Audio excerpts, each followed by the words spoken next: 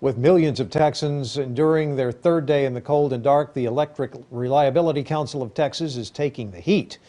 That body that manages the state's power grid says they try to plan for extreme scenarios like this one. But to do so, they rely on the power supply coming from Texas energy generators, like coal and gas producers, nuclear plants, and even wind turbines. As the storm blew in, thousands of megawatts of energy went offline in the cold. KXAN investigator Avery took a closer look at why and how a report from a decade ago tried to prevent it from ever happening.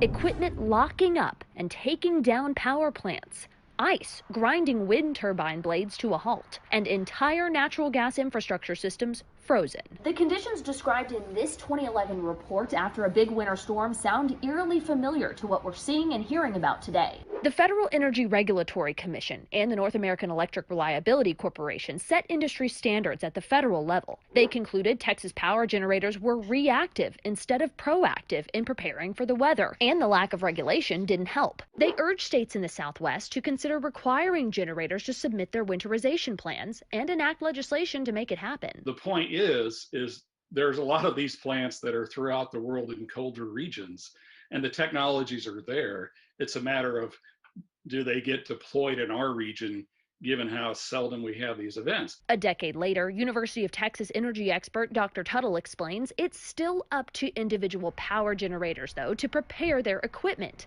and that comes at a cost. Those are not mandatory.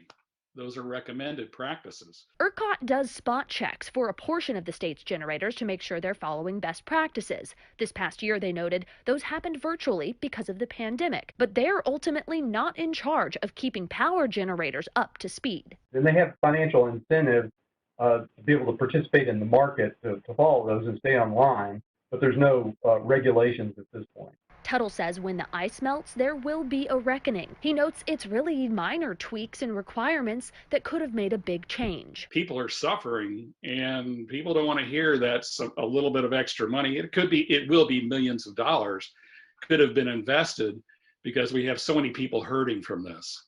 They don't want to hear that we didn't invest or it doesn't happen that often. They want to hear that we're getting taken care of and getting the lights back on. Avery Travis, KXAN investigates. ERCOT says getting the 185 generators that have gone offline back up and producing power is key to getting power back to Texas families. In the meantime, they're asking people to reduce usage, of course, to relieve demand on the system.